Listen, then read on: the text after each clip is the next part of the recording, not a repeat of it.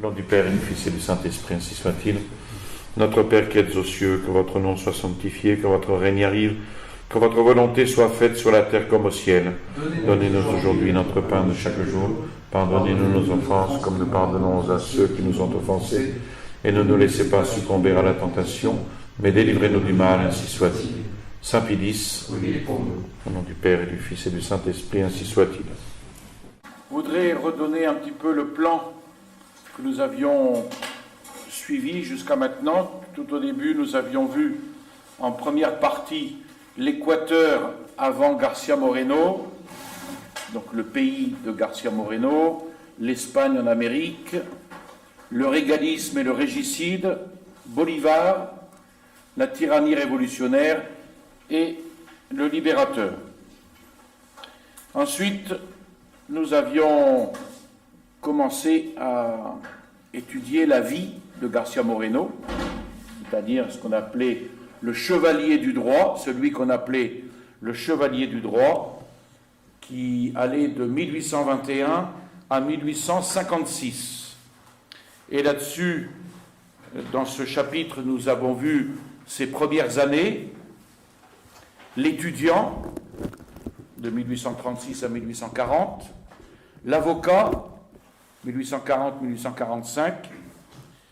Ensuite, nous avions étudié un petit peu ces articles, ces pamphlets contre les révolutionnaires, notamment le Fouet, le Vengeur, et nous en étions là.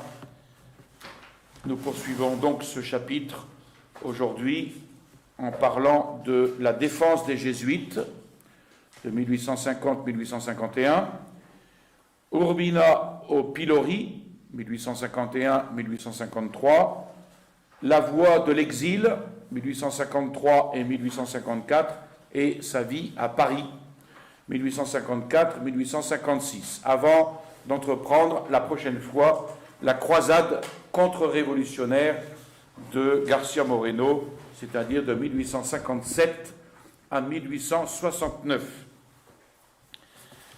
Alors, García Moreno, fatigué des luttes politiques, nous avions vu ça la dernière fois, avait quitté l'Équateur fin 1849 et faisait voile vers l'Europe, non sans prévoir les nouvelles crises dont son pays allait être victime. En passant par Guayaquil, il comprit qu'une révolution était proche et il avertit son beau-frère des précautions à prendre contre les mesures d'Urbina. Et après 6 mois passés dans la vieille Europe, García Moreno reprit la mer, de plus en plus convaincu que Jésus-Christ est l'unique sauveur des peuples et qu'un État sans religion est irrémédiablement voué au sabre d'un autocrate ou au poignard des anarchistes. De retour à Panama, il fit une rencontre qui, malgré les bonnes résolutions, le jeta de nouveau immédiatement dans la lutte. Au moment de s'embarquer pour Guayaquil, il rencontre un certain nombre de jésuites qui étaient en partance pour l'Angleterre. Le gouvernement franc-maçon de la Nouvelle-Grenade venait en effet d'expulser les jésuites après 6 ans de présence, et dont le crime était d'avoir fondé plusieurs collèges dans les villes et un centre d'apostolat dans la région encore sauvage du pays. À la recherche donc d'un sol plus hospitalier, les victimes allaient quitter l'Amérique quand García Moreno se présenta devant le supérieur pour lui proposer un refuge à Quito, où là de nombreuses familles désiraient leur confier l'éducation de la jeunesse. Alors les jésuites se montrèrent tout à fait disposés à s'embarquer pour l'Équateur sous l'égide de García Moreno.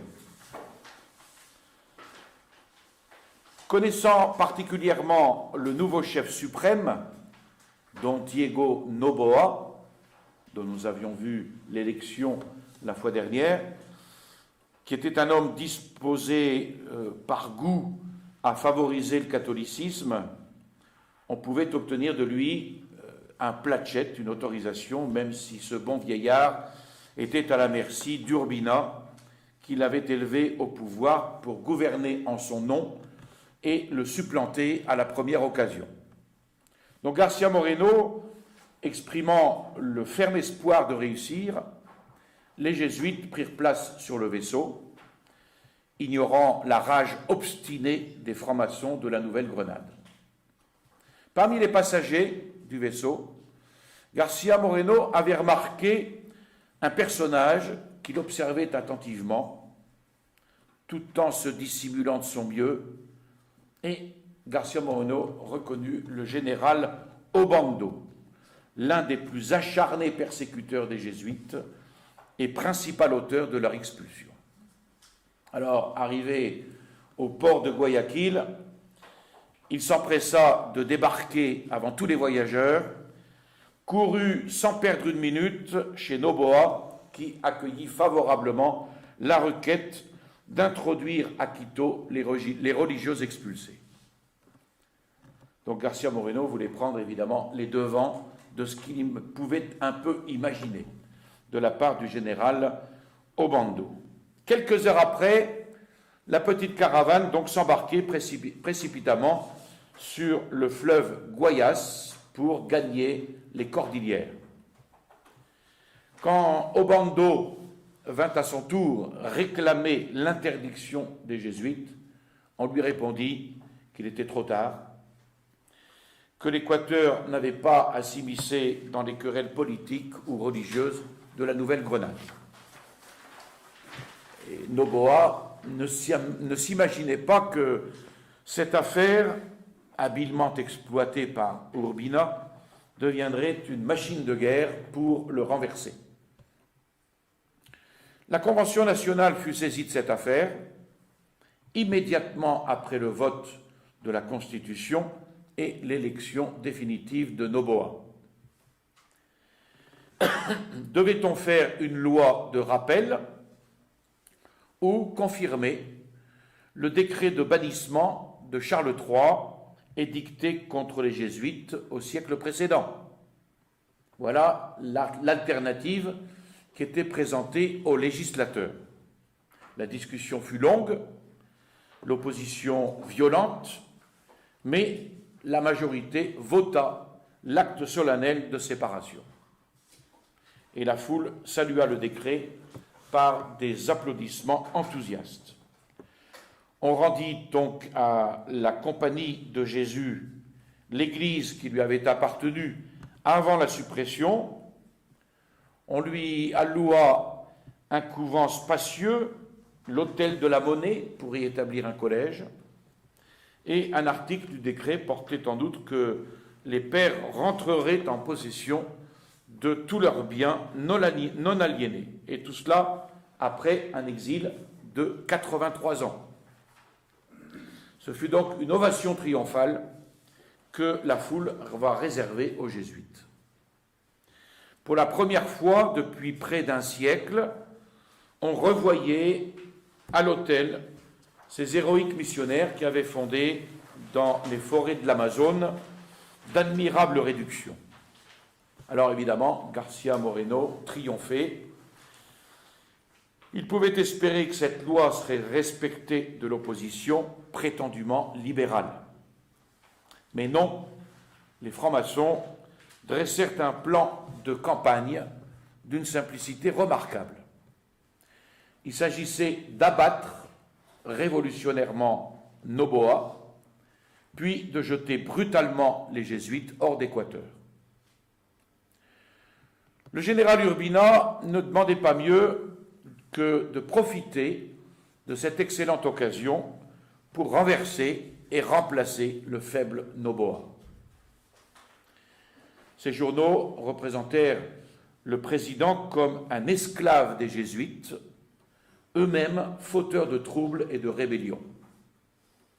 Alors, encouragé par ces insinuations, le gouvernement grenadin ne craignait pas de soulever un conflit international et de réclamer le bannissement des jésuites. On lui répondit en envoyant une division à la frontière. Alors, furieux de son échec, l'agent diplomatique de la Nouvelle-Grenade s'oublia jusqu'à publier contre la Compagnie de Jésus un pamphlet odieux. García Moreno, champion du droit, comprit donc là qu'il devait intervenir. Reprenant sa plume, que nous avions vue la dernière fois dans Le Fouet, dans Le Vengeur, reprenant sa plume, il opposa au pamphlet du diplomate sa défense des jésuites. Voilà la déclaration qui termine la préface. On m'appellera fanatique et jésuite parce que j'ai consacré mes loisirs à écrire cette défense. Mais cela m'importe peu.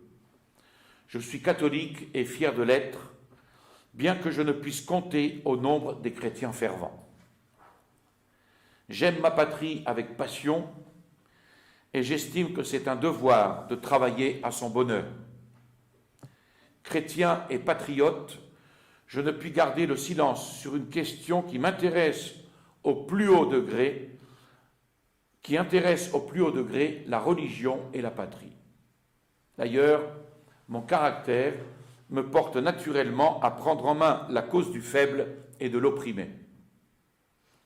Ce qui est tout à fait vrai, on l'avait vu quand il était avocat, il prenait la défense très souvent des pauvres et des opprimés.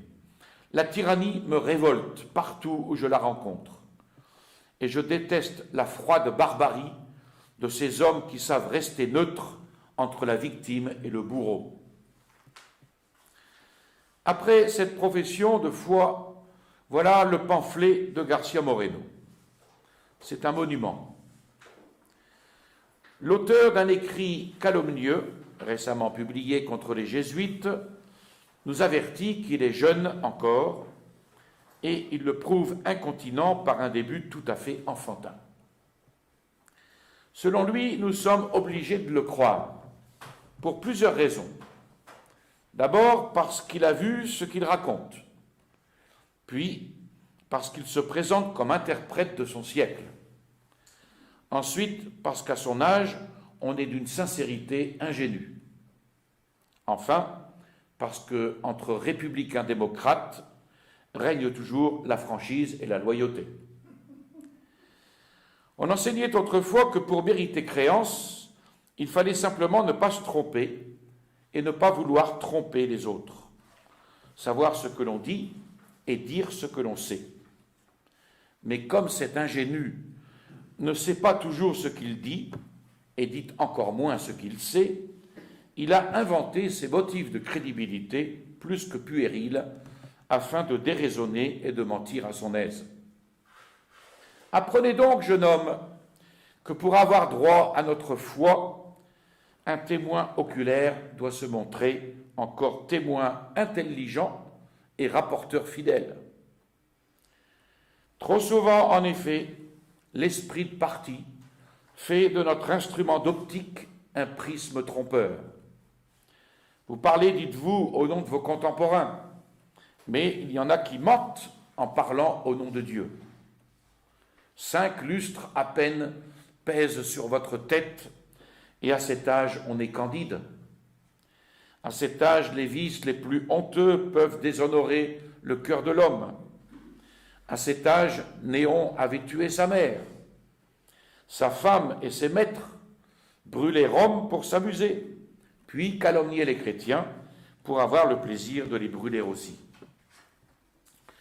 Vous affirmez que les républicains se doivent la vérité les uns aux autres. Sont-ils donc si francs, les républicains? Dans leur bouche hypocrite, patriotisme n'est-il pas souvent synonyme d'ambition, liberté de tyrannie, justice et progrès de vol et de vengeance? Combien de constitutions républicaines où l'on parle de garanties qui ne garantissent rien, et d'un peuple souverain toujours couronné d'épines, vêtu de haillons et entouré de bourreaux. En tout cas, si vous êtes franc et loyal avec vos amis. Il n'y paraît guère, jeune homme, dans votre pamphlet. Vous prétendez nous faire croire que vous exterminez les jésuites par amour et pour la plus grande gloire du catholicisme. Fourberie et mensonge. Vous ne frappez les jésuites que pour atteindre le catholicisme. C'est une vérité désormais historique que tous les ennemis de l'Église abhorrent la compagnie de Jésus. Vous dites avec Calvin, les jésuites sont nos grands adversaires. Il faut les tuer ou les chasser ou les écraser sous le mensonge et la calomnie. Avec d'Alembert, la ruine de l'Église suivra de près l'anéantissement des jésuites. Avec Manuel de Roda, l'opération ne laisse rien à désirer. Nous avons tué la fille, il ne nous reste plus qu'à tuer la mère, notre sainte Église romaine. Vous voulez ébranler les colonnes pour renverser le temple et désarmer l'Église avant de l'opprimer. Donc Garcia Moreno entre ensuite dans le vif du sujet, réfutant les calomnies grossières telles que les jésuites élevant leur pouvoir sur des monceaux de cadavres et offrant des sacrifices sanglants sur l'autel du Sacré-Cœur. Garcia Moreno réagit. Comment osez-vous publier ces grossières impostures quand il est notoire qu'à la Nouvelle-Grenade, comme du reste en tout lieu, les jésuites ont uniquement prêché la morale évangélique, le respect dû aux autorités, la soumission à la loi, quand cette loi les condamnait injustement à l'exil. Il fomentait, dites-vous, les passions politiques, mais à leur arrivée dans votre pays, deux partis se faisaient une guerre sans merci. Et tel fut sur tous l'ascendant de ces religieux, telle fut la puissance de leur prédication, que pendant les 6 années de leur résidence à la Nouvelle-Grenade, la concorde et l'union n'ont pas cessé d'y régner, tandis que leur départ devient le signal de nouvelles guerres. Hommes étranges, n'est-ce pas, qui maintiennent l'ordre en prêchant le désordre et font naître la discorde aussitôt qu'ils ne la prêchent plus. Et Garcia Moreno va poursuivre son adversaire sur 60 pages. Sa conclusion, je vous fais grâce des 60 pages, sa conclusion est le cri d'indignation d'un vrai patriote. Des calomnieuses et audacieuses invectives lancées contre la compagnie de Jésus, vous inférez que votre gouvernement a le droit d'exiger de nous le renvoi des jésuites. Or, nous venons de voir que vos accusations ne sortent jamais du vague ou de la déclamation, et que si d'aventure vous hasardez une preuve, c'est un texte falsifié. Votre prétendu droit repose donc sur une fiction et votre justice sur un mensonge. Mais eussiez-vous 100 fois raison, et les jésuites fussent-ils 100 fois plus criminels que vous ne les faites, de quel droit une nation étrangère vient-elle nous mettre en demeure de les chasser? Que demande l'extradition d'un individu dans les cas prévus par les traités, d'accord, mais d'exiger l'expulsion des réfugiés parfaitement inoffensifs que nous avons recueillis par un sentiment de généreuse pitié, c'est un attentat contre la souveraineté d'un peuple indépendant. La Nouvelle-Grenade n'aura garde de réclamer de l'Angleterre ou des États-Unis l'expulsion des jésuites.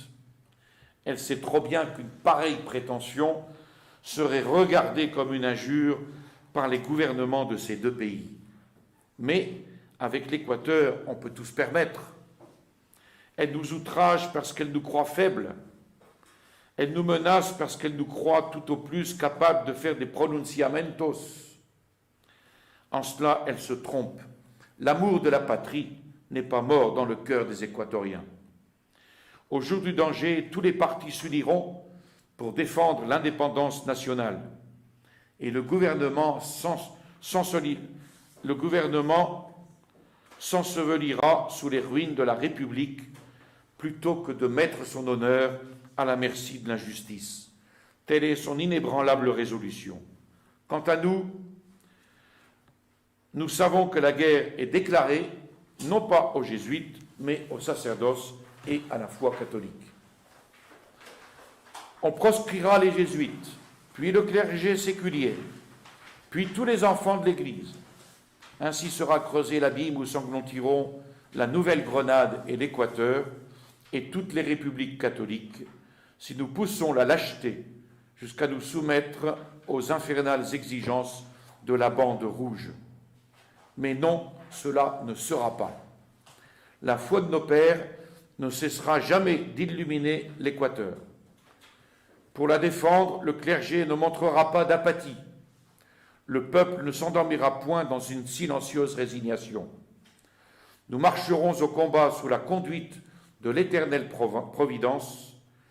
Si nous devons, comme les Hébreux, passer par les flots de la mer Rouge, Dieu ouvrira un chemin à son peuple choisi, et nous entendrons sur l'autre rive le cantique du triomphe et de la délivrance. Cet écrit fit sur les ennemis des jésuites l'effet d'un coup de foudre.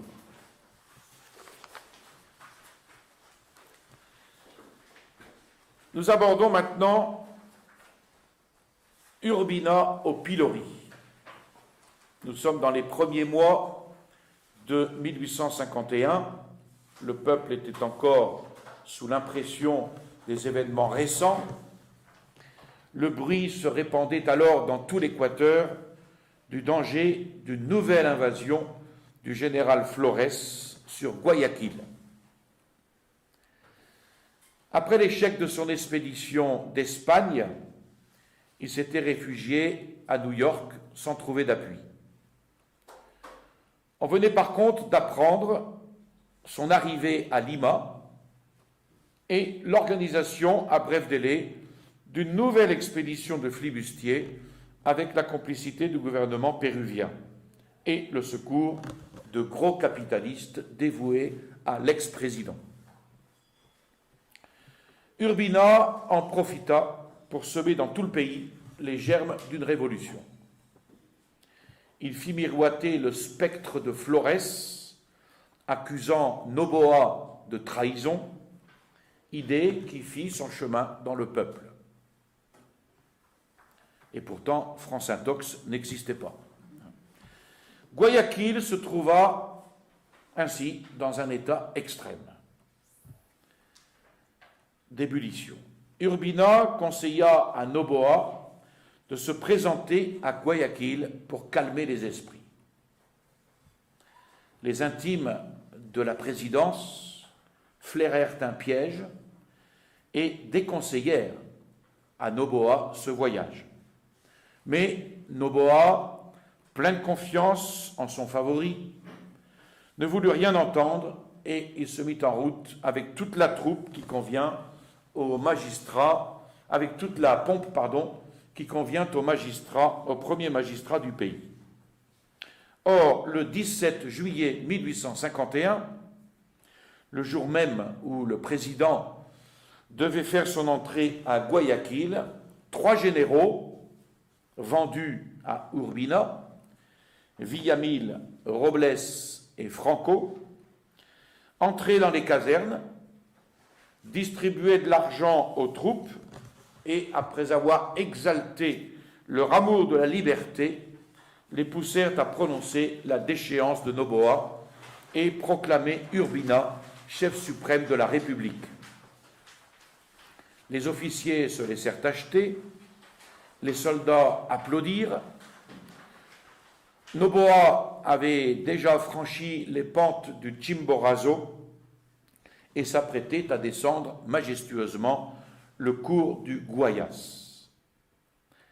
Et là, un vapeur, orné comme au grand jour de fête, l'attendait à Boba Hoyo. Une garde d'honneur le reçut avec force démonstrations enthousiastes. Noboa monta sur le vaisseau sans voir une barque légère descendre rapidement le cours du fleuve pour annoncer à Urbina que sa proie ne pouvait plus lui échapper. Et en approchant du quai, le vaisseau qui portait le président vira de bord inopinément et se dirigea vers un bâtiment à voile qui semblait l'attendre. Le capitaine des gardes mit alors la main sur Noboa en disant « Président, je vous arrête. »« Vous m'arrêtez » s'écria Noboa, stupéfait. « Et en vertu de quel droit ?»« En vertu du mandat, excusez-moi la faute, que m'a donné le général Urbina, le nouveau chef suprême. » Au nom de l'Iscariote, Noboa baissa la tête comme un homme frappé de la foudre. Et on le transborda dans un vaisseau à voile qui leva l'ancre et erra plusieurs mois sur l'océan sans que personne pût savoir ce qu'il était devenu. On apprit plus tard, quand Urbina n'eut plus rien à craindre de la réaction, que l'ex-président avait été jeté sur les côtes du Pérou pour y passer le temps de son exil. Sans perdre de temps, Urbina fit ratifier ce brigandage par un semblant de réunion populaire, puis se laissa conduire triomphalement à l'hôtel de ville, où il jura sur l'Évangile fidélité à la nation. Quelques jours après, il lança son corps d'armée dans la montagne pour soumettre les provinces de l'intérieur, mais hélas avec succès. Une convention, composée presque exclusivement de ces créatures, inaugura donc le règne de la terreur. Il s'acharna contre les jésuites, il voulait à toute force un décret d'expulsion, mais pour ne pas assumer sur lui la responsabilité d'une mesure absolument impopulaire, il fit rendre ce décret par sa convention. Au dernier jour de leur mandat, en séance secrète, les députés votèrent donc la déportation des jésuites, malgré d'innombrables pétitions de milliers de signatures. Mais qu'importe à ces hommes la volonté du peuple, qu'ils appellent ironiquement leur souverain. Le décret rendu, le peuple s'obstinait à croire que Garcia Moreno pouvait en empêcher l'exécution. Mais en ce mois de décembre 1852, il s'était blessé gravement la jambe en déchargeant un revolver. Cependant, pressé par la foule, Urbina, comprenant le danger des manifestations populaires, donna ordre dès le lendemain au soudard Franco d'expulser les jésuites sans délai. Et ainsi furent-ils jetés sur un vaisseau les conduisant à Panama. Et l'Équateur goûtait alors les douceurs du radicalisme démocratique, c'est-à-dire de l'État sauvage.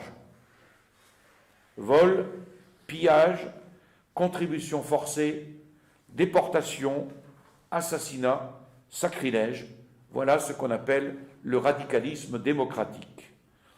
De la part des Tauras, Mameluks, qui étaient des espèces de sauvages, qu'Urbina appelait plaisamment ses chanoines.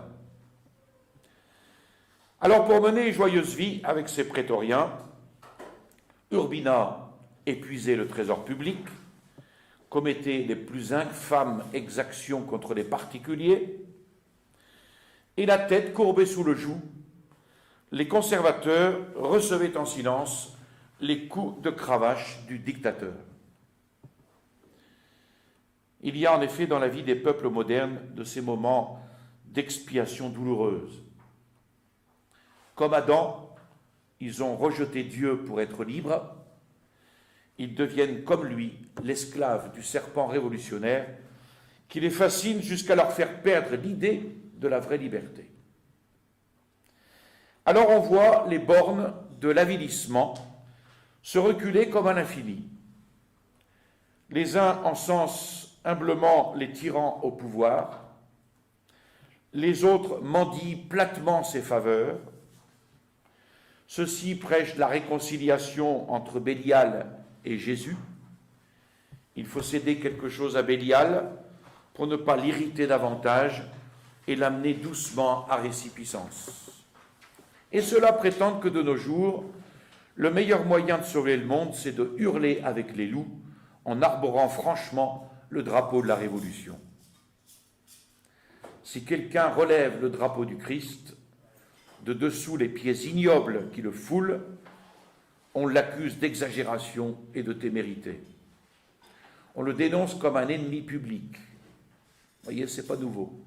C'est toujours pareil aujourd'hui. García Moreno, lui, était incapable de rester silencieux. Il savait par cœur toutes les raisons des prudents, de ceux qu'on appelle les prudents. Mais il pensait qu'il est toujours opportun de troubler le repos des méchants en donnant une voix à la conscience publique.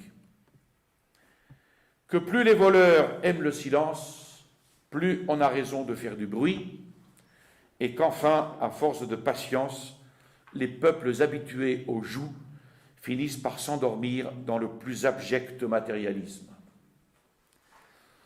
García Moreno va donc laisser déborder de son cœur son indignation en clouant Urbina au pilori dans une satire d'une violence sans égard.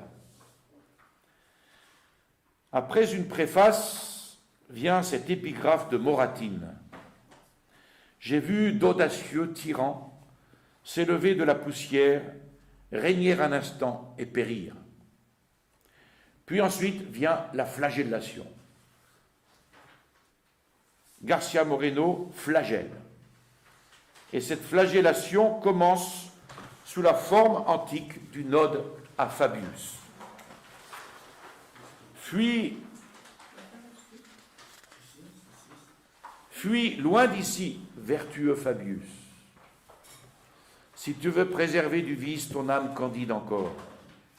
Ici, tu le vois, le crime lève bien haut son front déshonoré. Ici, l'astucieuse ambition, après s'être roulée dans la fange des égouts, monte subitement au pouvoir comme ces miasmes infects qui s'élèvent en empoisonnant les airs. Ici, sous des oripeaux guerriers, se cache l'infâme. Son bras énervé brandit le fer immaculé que n'empourpra jamais le sang d'un ennemi. Son pâle visage est marqué de stigmates indélébiles. Aucun des vices qui ont souillé l'humanité en de longs siècles de perversité ne lui est inconnu.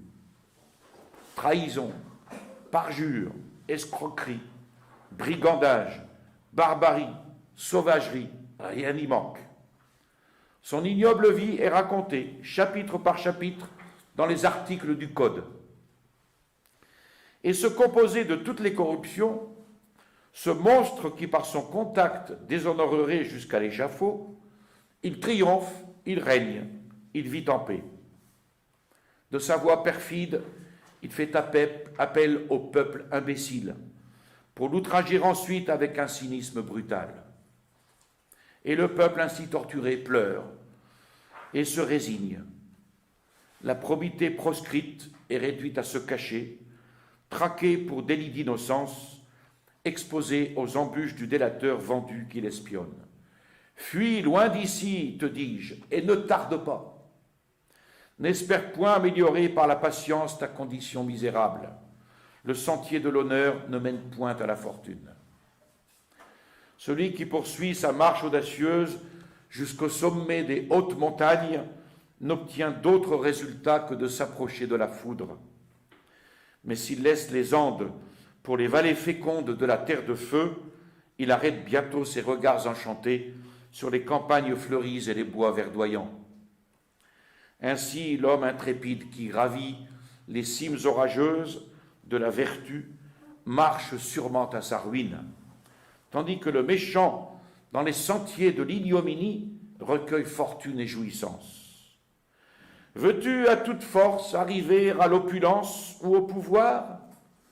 Tu n'as qu'à regarder autour de toi pour découvrir le secret.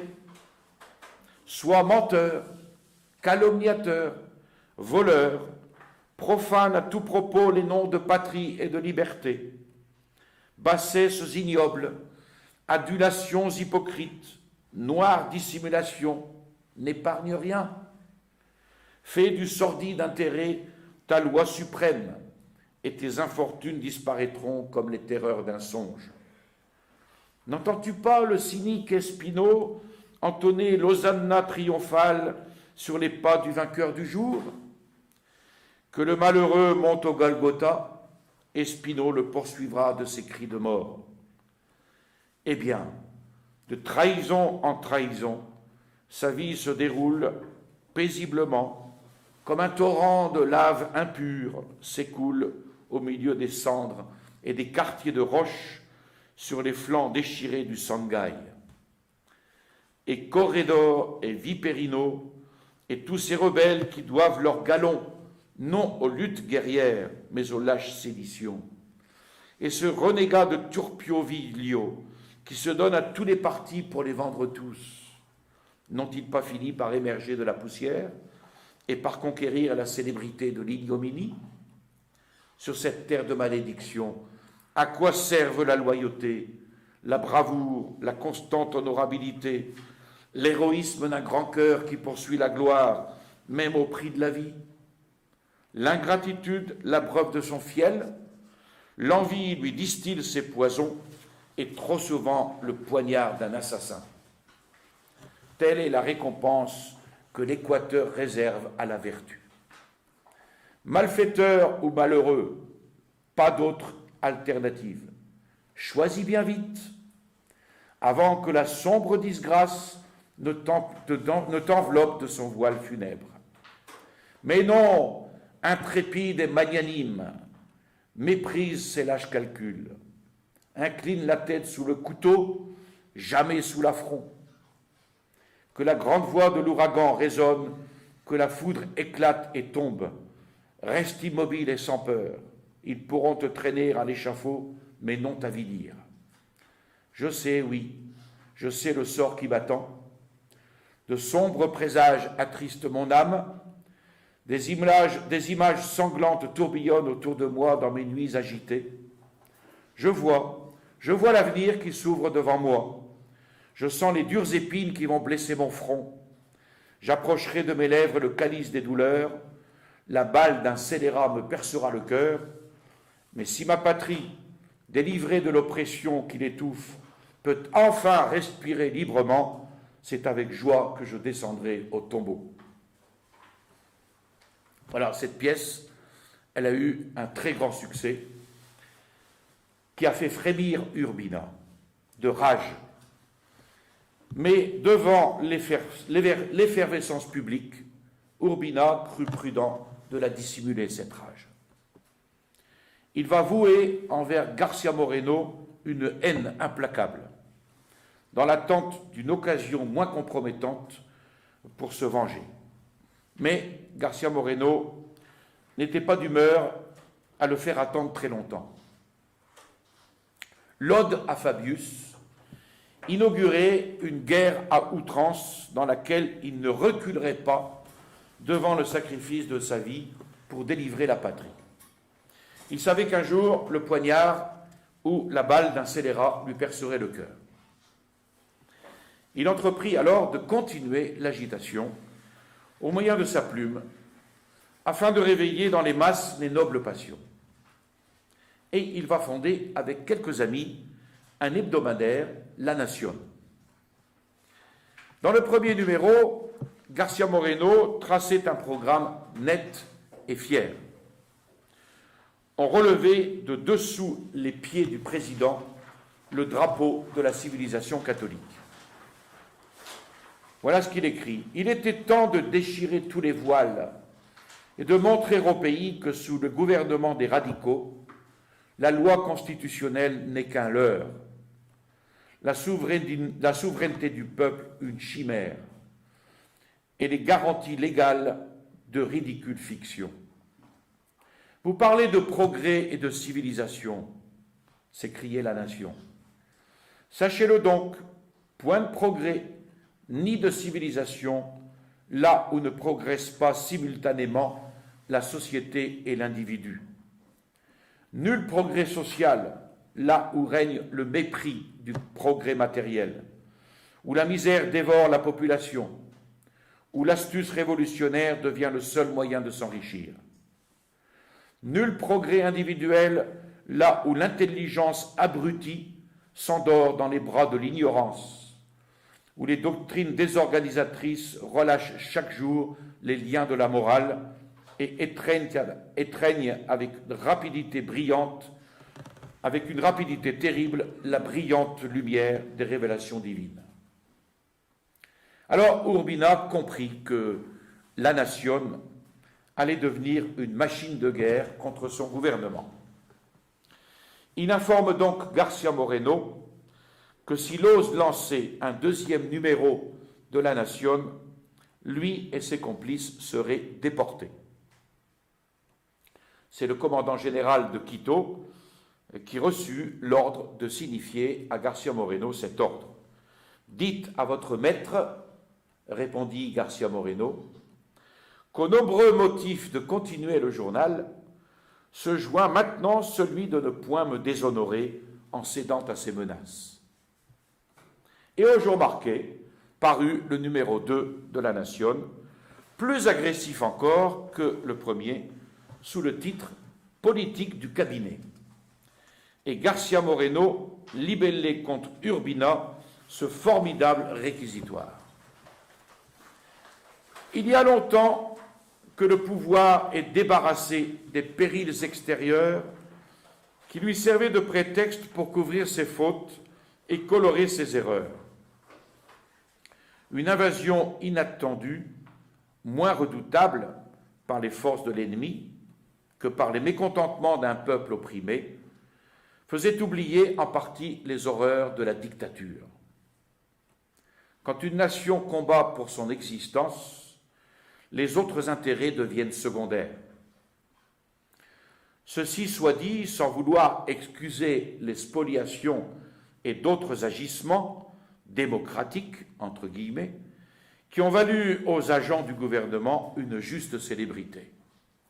Je crois au contraire que ces exactions ont créé un péril imminent et que les autorités, eussent-elles été payées par l'envahisseur, n'auraient pu lui rendre un plus grand service que de pousser la population au désespoir en la broyant sous leurs pieds.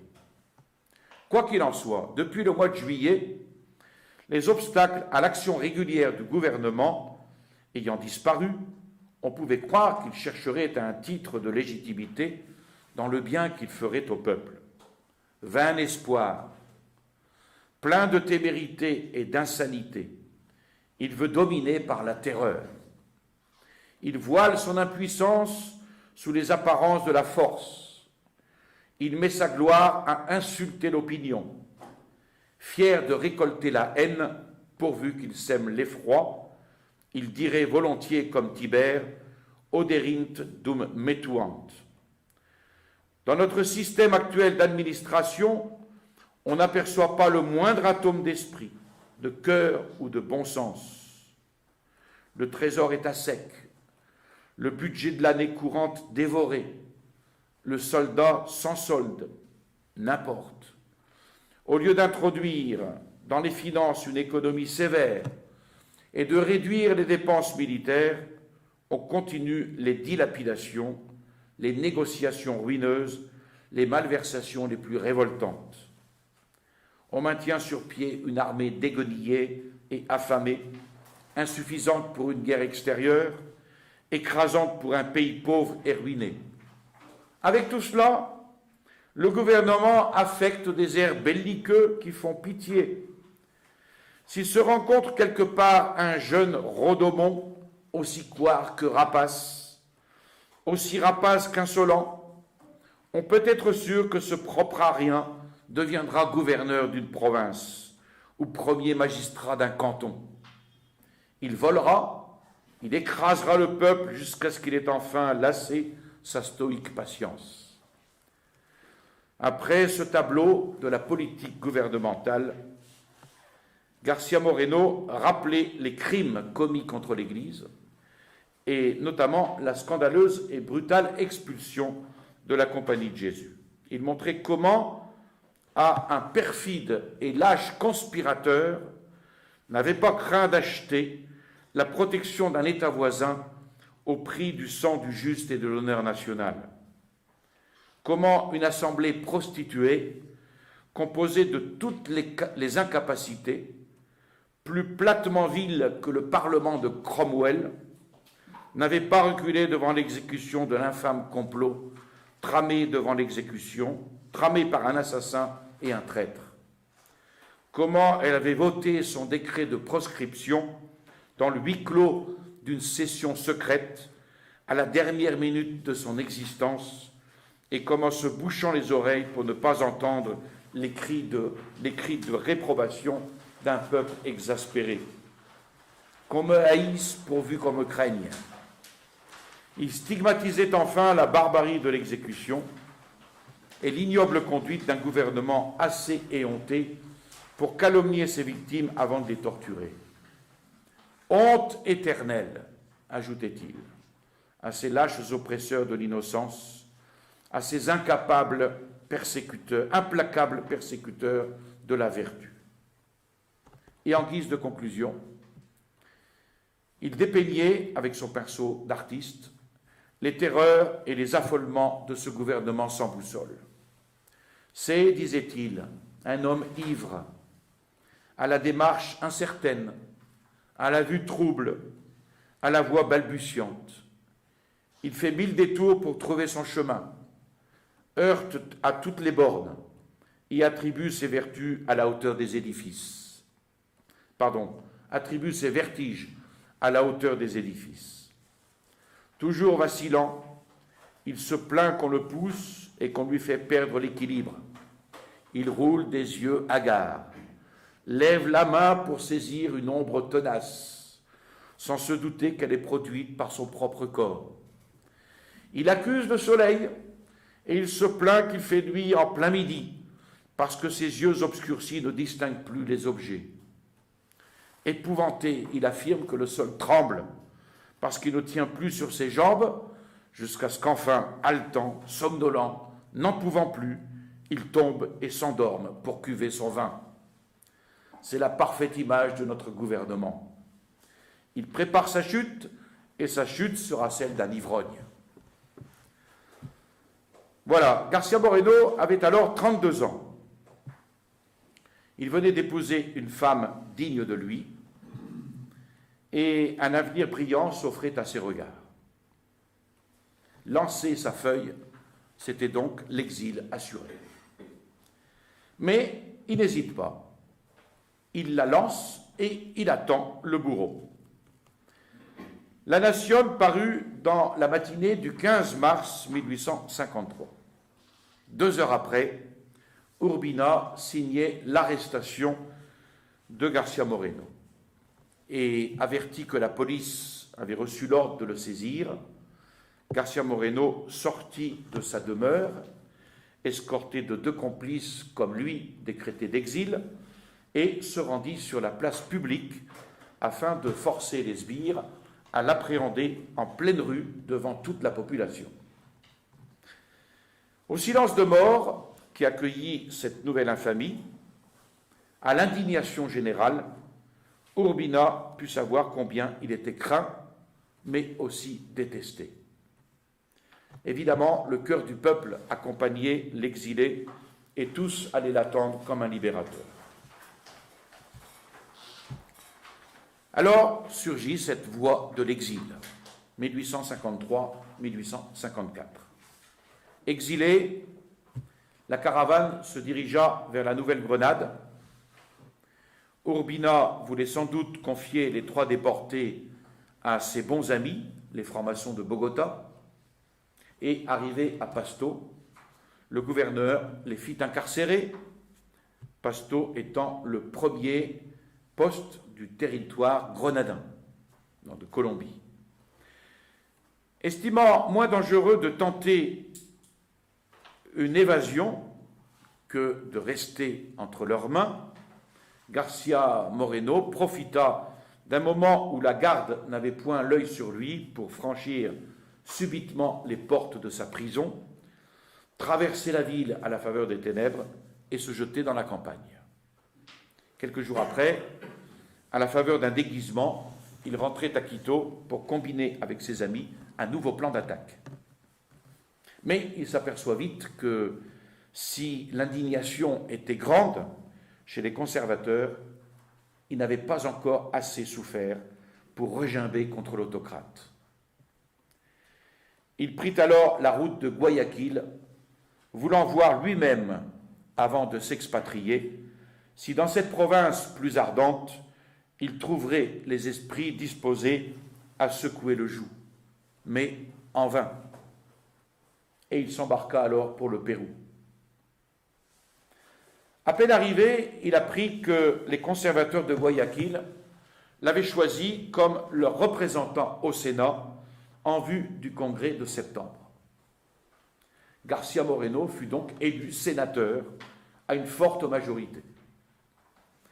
Et cet affront jeta évidemment le président dans une grande perplexité et en fin de compte, Urbina décida que García Moreno ne siégerait pas au Congrès. C'est ce qu'on appelle être démocrate. Il entrait dans les vues de García Moreno de pousser le despote à multiplier les actes de brutalité afin de le mettre au banc de l'opinion. García Moreno se présenta donc à l'ouverture des chambres pour prendre possession de son siège. Le gouverneur de Guayaquil, l'âme damnée d'Urbina, l'ivrogne Robles, exécuta ponctuellement la consigne qu'il avait reçue de son maître. Ses agents empoignèrent le sénateur, le traînèrent après quelques jours de détention sur un vaisseau de guerre qui le déposa sur les côtes du Pérou, à Païta. Suite à cela, il y eut, de la part d'Urbina et du ministre Espinel, toute une campagne de calomnie, de mensonges à l'égard de García Moreno, qui, une fois dans la solitude, ne voulut pas se taire, afin que ses adversaires se signalassent.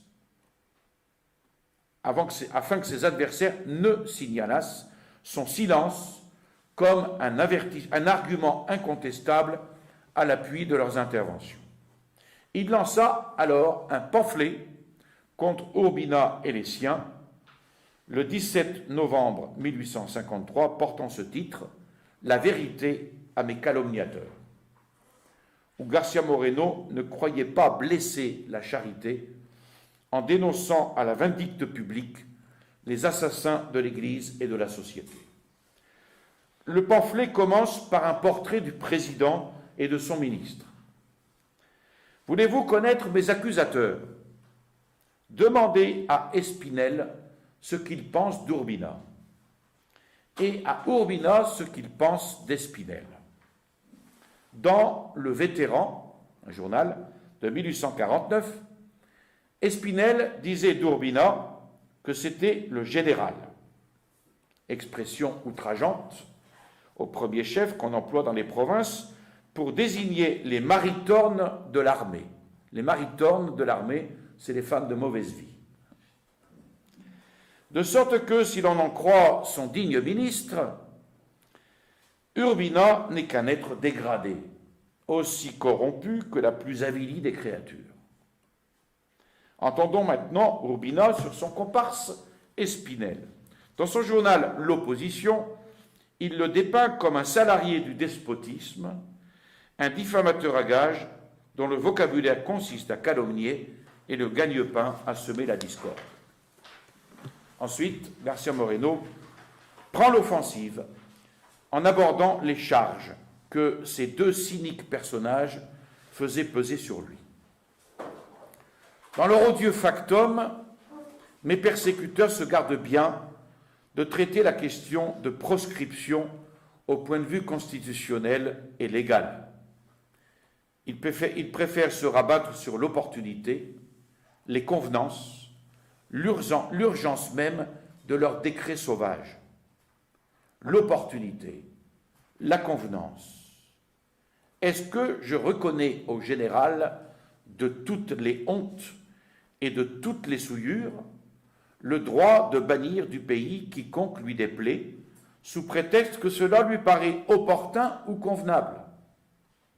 Admettre cette théorie que le grand Turc repousserait avec horreur, ce serait légitimer le vol, la trahison, l'assassinat, tous les crimes enfin qu'un Urbina déclare opportun pour se hisser ou se cramponner au pouvoir. Et quel est donc le misérable qui professe ces scandaleuses doctrines? Un Espinel, un républicain, un libéral, un démocrate.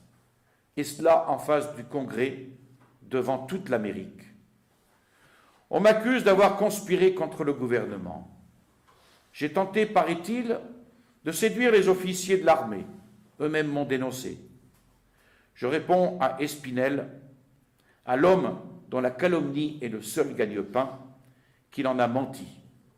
Et si ce mot l'offusque, qu'il publie la preuve de ses accusations. Qu'il publie des dénonciations des militaires embauchés par moi. Oui, qu'il les publie, si le rouge de la honte peut encore se peindre sur son front d'airain.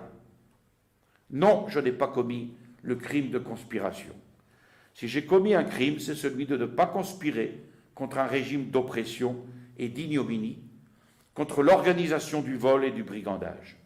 Voilà le délit de lèse-patrie que je confesse et que je me reprocherai toujours.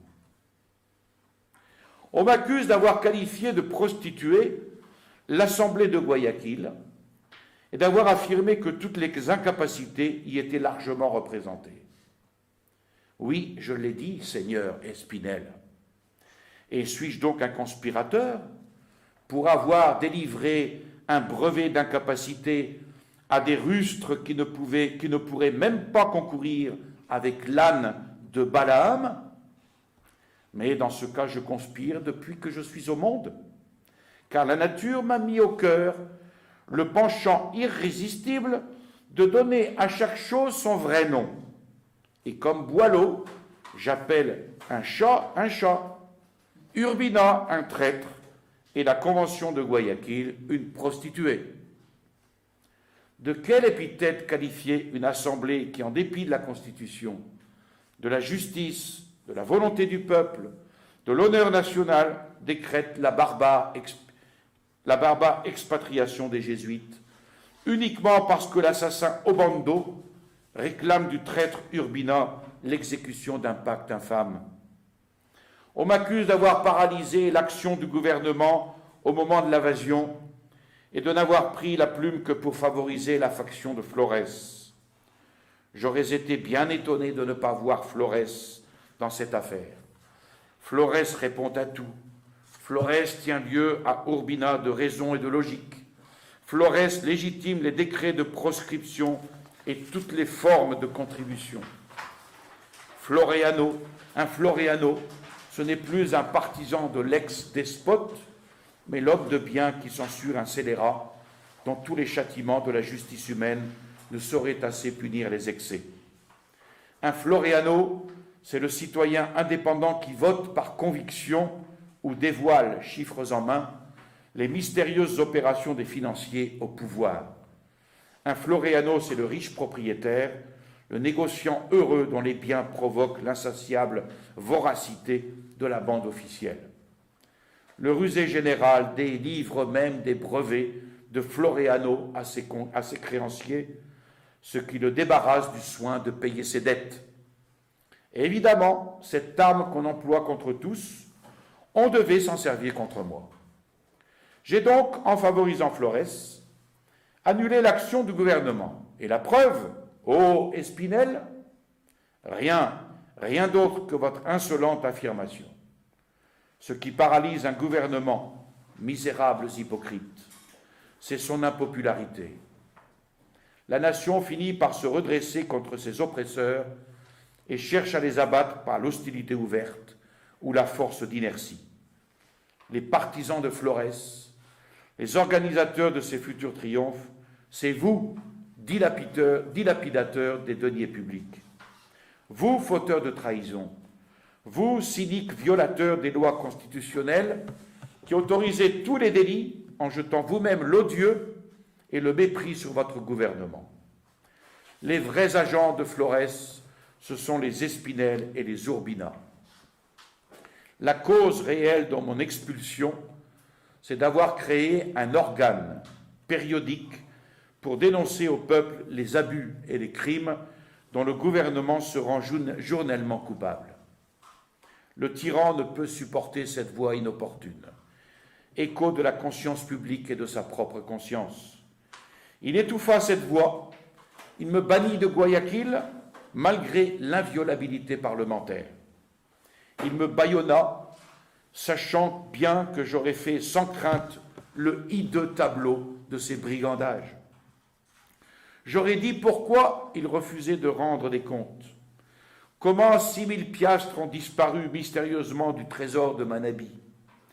Comment Urbina paya son médecin, le docteur Arcia, sur la caisse des contribuables. Par quels moyens il tenta de s'approprier 7000 piastres destinés à différents commerçants de Guayaquil et de Quito. Avec quelle générosité il assigna au général Robles 1000 piastres au-dessus de sa solde ordinaire. Avec quel désintéressement il remit 27 000 piastres au receveur de Baba Oyo sur les 40 000 que ce dernier devait verser au trésor. Vous avez craint ces révélations et voilà pourquoi vous m'avez jeté hors de l'Équateur.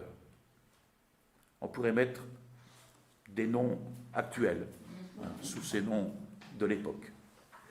Alors, malgré la surveillance de la police, le pamphlet va circuler dans la capitale, avec un tel succès que le président et ses ministres, flétris publiquement comme imposteurs, crurent devoir se disculper. Mais le 15 mars 1854 se répandait un deuxième numéro de la Verdad, plus écrasant et plus outrageant encore que le premier, où il traite Espinel de menteur et d'imposteur. Le budget de la guerre, écrit-il, si écrasant pour nos provinces de l'intérieur, devient le patrimoine de ces hommes rapaces. Le soldat marche sans solde. L'employé mendie son pain. Le docteur Cueva, l'honorable ministre de notre Cour suprême, se voit contraint d'abandonner son poste parce que ne recevant plus de traitement. Il lui est impossible de subsister à Quito.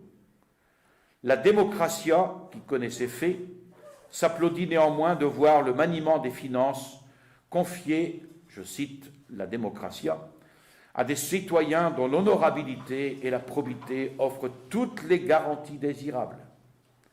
Si ce n'est point là le comble de l'ironie, je ne sais ce qu'il faut appeler de ce nom.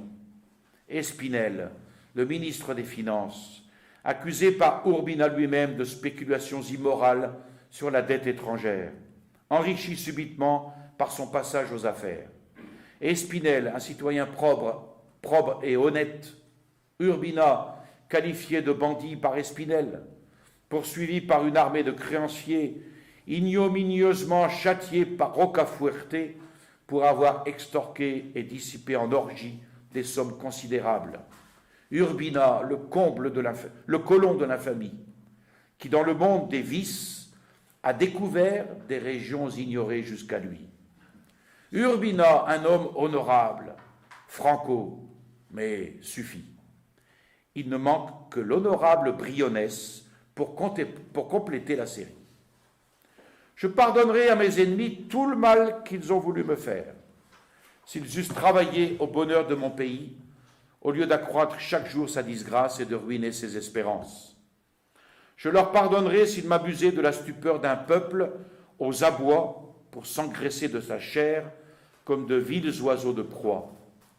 Ils ont cru que la léthargie c'était la mort, et semblables à des chacals affamés, ils ont bondi sur le pauvre patient comme sur un cadavre. Ils ont cru que l'éternelle providence permettrait toujours de décerner au brigandage un culte et à la prostitution des autels. Mais qu'ils se détrompent. L'aiguillon de la douleur va tirer le peuple de son engourdissement. Un cri de fureur s'échappera bientôt de toutes les poitrines, et le cadavre, retrouvant la chaleur et la vie, se dressera dans la conscience de son droit et le sentiment de sa dignité. Vienne alors l'heure de la justice, et nous jetterons à la côte les hordes de tyrans. Avant peu, quiconque voudra trouver Urbina ira chercher sa tombe dans le champ réservé aux infâmes et aux parricides. Alors, Garcia Moreno entrevoyait le jour de la délivrance, parce que grâce à ses excitations énergiques, les tyrans n'avaient pas pu assez chloroformiser le peuple pour le rendre insensible à leurs attentats.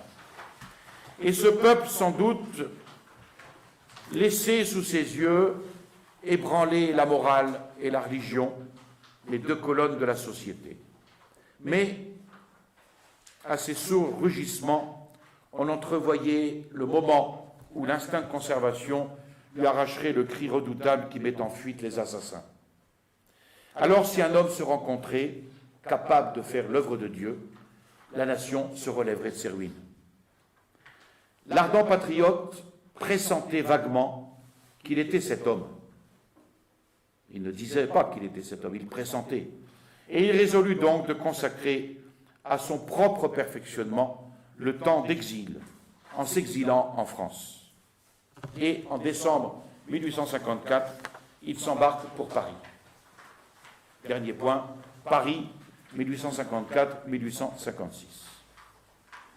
Donc en portant dans son cœur l'image de son pays martyrisé, le voilà à Paris. Garcia Moreno était passionné pour la chimie. Il se mit en quête de maîtres, d'instruments et de laboratoires. Et il trouva le professeur Boussingault, qui, 20 ans auparavant, avait parcouru l'Équateur, avait étudié tous ces volcans. Et Garcia Moreno se lia d'amitié avec lui. Et le fameux professeur consentit à le recevoir au nombre de ses élèves privilégiés. Confiné dans un appartement modeste, rue de la Vieille Comédie, il se levait de grand matin, il travaillait toute la journée. Il écrivait à l'un de ses anciens compagnons d'exil qu'il travaillait 16 heures par jour. Pour se délasser, il se mettait au courant du mouvement politique, littéraire, industriel et militaire de la France, rien ne lui étant indifférent, car il ne voulait rester étranger à aucune des connaissances qu'un homme d'État doit posséder. Une fois renseigné sur les méthodes, sur les systèmes, il se réservait de les juger à la triple lumière de la religion, de l'expérience et du bon sens. Paris fut donc pour Garcia Moreno une école de haute science, mais aussi le foyer de la vraie vie chrétienne. Sa piété, autrefois si fervente, s'était quelque peu refroidie. Les luttes politiques, les préoccupations de la science avaient trop absorbé son âme. Et naturellement, cette surexcitation des facultés intellectuelles avait fini, en desséchant le cœur, par compromettre un peu la vie surnaturelle. Il n'avait donc plus pour Dieu la filiale piété d'autrefois, et sa conscience le lui reprochait souvent. Un incident assez singulier vint donner à son âme engourdie le coup d'éperon dont elle avait besoin. Avec quelques compatriotes exilés comme lui, éclata un jour une discussion sur un malheureux qui, s'obstinant dans son impiété, avait refusé les sacrements en face de la mort. Et quelques-uns, fanfarons d'athéisme, trouvaient cette conduite irréprochable parce que prise en conscience et en toute liberté. Garcia Moreno affirmait au contraire que l'impiété à la mort était une véritable monstruosité. Ses adversaires s'en prirent au catholicisme, ressassant toujours les objections que l'incrédulité oppose au dogme, et Garcia Moreno mit en poussière leurs arguties, puis, s'animant par degrés, il leur montra non seulement la vérité, mais aussi la beauté des mystères chrétiens, avec tant d'enthousiasme, avec tant de sagacité, qu'un de ses interlocuteurs, pour esquiver la discussion, lui dit avec une franchise brutale, « Vous parlez très bien, cher ami, mais cette religion si belle, il me semble que vous en négligez un peu la pratique. Depuis quand vous êtes-vous confessé ?» Et cette observation, qui frappait juste, arrêta court l'éloquent polémiste. Déconcerté, il baissa la tête un instant, puis, regardant dans les yeux son contradicteur, « Vous m'avez répondu, dit-il, par un argument personnel qui peut vous paraître excellent aujourd'hui, mais qui demain, je vous en donne ma parole, ne vaudra plus rien. » Il quitta alors brusquement ses compatriotes et, rentré dans sa chambre, il médita longuement sur les années écoulées, depuis le jour où, plein de ferveur, il se consacrait à Dieu aux pieds de l'évêque de Guayaquil. Il tomba à genoux dans sa chambre, pria longtemps et s'en alla le soir même se confesser au premier prêtre qu'il rencontra dans une église. Et le lendemain, il communiait. Et il reprit dès lors ses habitudes de piété sans plus jamais les quitter. Il assistait ainsi presque tous les jours à la messe en l'église Saint-Sulpice. Il récitait chaque jour son chapelet. On l'apercevait aussi parfois dans la chapelle de la rue du Bac, la chapelle des missions étrangères de Paris, où il allait demander aux martyrs l'héroïsme qui ne recule jamais, même devant la mort, alors qu'il s'agissait d'accomplir un devoir. Aux sciences humaines, il joignit aussi la science de Dieu, qui les domine toutes, pour en faire les instruments et les ornements de la véritable civilisation. Et soutenu par ces deux forces, le travail et la prière, Garcia Moreno vécut ainsi solitaire à Paris, sans autre distraction qu'une promenade le dimanche dans les environs de la ville. Avec la science et la piété, il trouva à Paris le complément de son éducation politique, et on peut comprendre par quel dessein providentiel Dieu permit ce douloureux mais nécessaire repos de l'exil.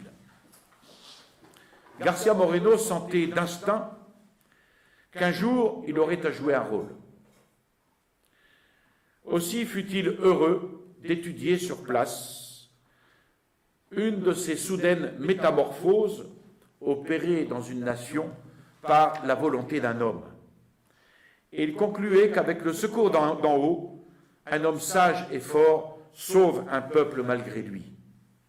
Et il demandait à Dieu assez d'énergie pour délivrer son pays du banditisme révolutionnaire. Je vous salue Marie, pleine de grâce, le Seigneur est avec vous. Vous êtes bénie entre toutes les femmes, et Jésus, le fruit de vos entrailles, est béni. Sainte Marie, Mère de Dieu, priez pour nous pauvres pécheurs, maintenant et à l'heure de notre mort, ainsi soit-il. Au nom du Père et du Fils et du Saint-Esprit, ainsi soit-il.